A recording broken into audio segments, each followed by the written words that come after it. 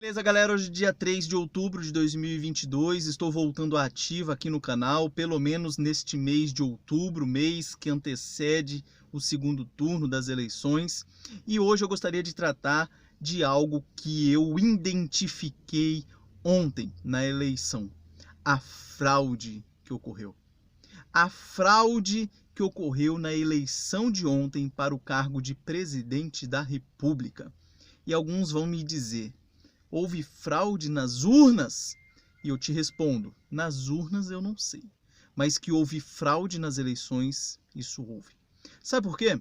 Porque você teve um candidato condenado já em mais de 2 instâncias, inclusive por órgãos colegiados, uma pessoa dessa declaradamente corrupta, declaradamente condenada por diversos crimes, participando de um pleito eleitoral para o cargo mais importante do nosso país.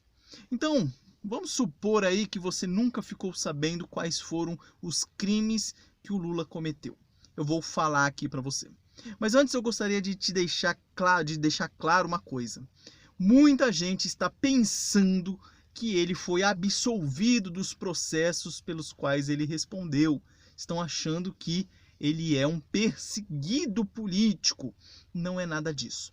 Para você entender, é como se você estivesse no bairro A e tivesse cometido o crime neste bairro A, mas em vez de o seu processo correr no fórum do estado, do local A, ele corre no local B. E aí o juiz pega e fala o quê? Opa, o processo correu no local errado. Volta para cá e venha para o lado A. Isso foi o que aconteceu. Os processos envolvendo Lula correram em Curitiba, correram no estado do Paraná, até que um ministro do Supremo Tribunal Federal, chamado Edson Fachin, aquele que foi colocado lá por Dilma Rousseff, que é adepto da esquerda, obviamente, ele foi lá e, brilhantemente, pro lado do mal, decidiu anular os processos do Lula, dizendo que o foro era Brasília. E pediu para que começasse os processos todos de novo, mas agora lá em Brasília.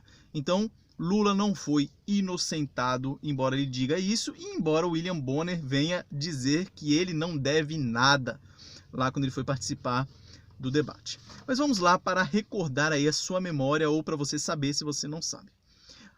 O Lula ele foi denunciado pelos seguintes crimes: corrupção, vamos contar no dedo, corrupção passiva, lavagem de dinheiro, obstrução à justiça, organização criminosa e tráfico de influência. Esses 5 crimes. Vamos lá. Quais os processos? Triplex do Guarujá. Nesse processo ele foi condenado por corrupção passiva e lavagem de dinheiro. Foi condenado a 8 anos e 10 meses. No sítio de Atibaia, ele foi condenado a 17 anos e 1 mês pelos crimes de corrupção passiva e lavagem de dinheiro. O caso envolvendo o terreno do Instituto Lula também foi, ainda não foi condenado, estava correndo ainda. Corrupção passiva e lavagem de dinheiro. Doações ao Instituto Lula, respondendo por lavagem de dinheiro. Os caças suecos, os aviões comprados por ele, está respondendo por lavagem de dinheiro, organização criminosa e tráfico de influência. Questão envolvendo a Guiné Equatorial, ele está respondendo por lavagem de dinheiro. BNDES, corrupção passiva, lavagem de dinheiro, organização criminosa e tráfico de influência. Depois ainda temos os processos do quadrilhão do PT, que ele responde por organização criminosa. O caso do Nestor Severo, que ele responde por obstrução à justiça. E a Operação Zelotes da Polícia Federal, ele responde por corrupção passiva. Então percebam o quanto de processo que esse cidadão responde. E nada acontece com ele. Só a título de comparação. Nós tínhamos um deputado federal chamado Daniel Silveira, que por muito menos foi proibido de disputar as eleições agora e também teve sua candidatura, o seu cargo de deputado cassado no último ano, porque ele foi condenado em abril deste ano por alguns crimes. Quais crimes? Você deve lembrar que ele gravou um vídeo metendo pau nos ministros do Supremo, e aí ele foi condenado por injúria, ameaça e o crime de tentar impedir o livre exercício dos poderes, crime previsto na Lei 1079 de 1950, que trata dos crimes de responsabilidade. Nesses crimes, ele foi condenado a pena de 8 anos e 9 meses de reclusão em regime fechado, mais uma multa de R$ 192.500, foi condenado à perda do mandato, foi condenado à suspensão dos direitos políticos pelo tempo da condenação. Só a título de comparação, veja como é rápido. Ele foi denunciado rápido, foi julgado rápido, foi condenado rápido e se lascou todo. Depois que ele foi condenado, o presidente da República, Jair Bolsonaro, concedeu a graça para ele, o perdão da pena para ele, figura prevista na Constituição Federal. E por que o Bolsonaro deu esse perdão para ele?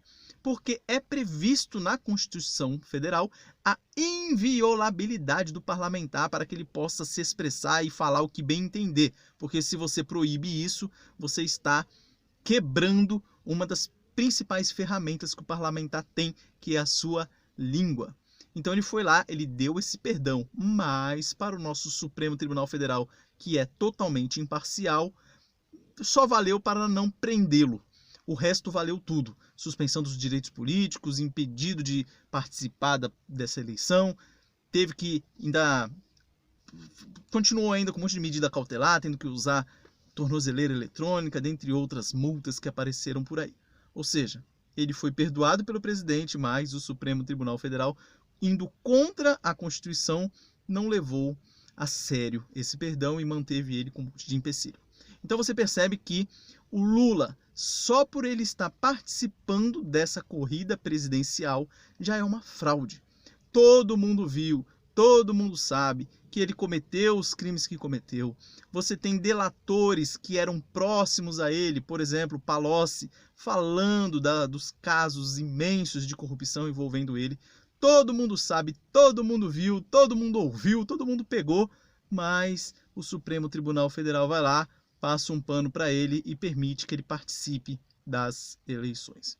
Então cabe a nós divulgarmos sempre essas informações, enquanto ainda a gente pode, não é todo mundo que está podendo divulgar informações, tendo em vista que o Alexandre de Moraes está censurando meio mundo aí, mas enquanto a gente pode, devemos falar a respeito disso, mostrar para as pessoas o quão criminoso é o Luiz Inácio Lula da Silva e não merece o nosso voto, não merece se tornar de novo o presidente da República do nosso país. Já a eleição de ontem foi muito boa, nós tivemos aí eleições de candidatos, ou vitória de candidatos conservadores, tanto para o Senado como para a Câmara.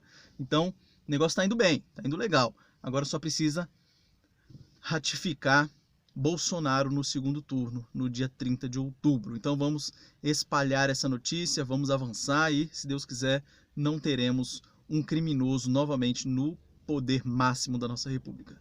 É isso então, um forte abraço a todos e nos vemos no próximo vídeo. Valeu!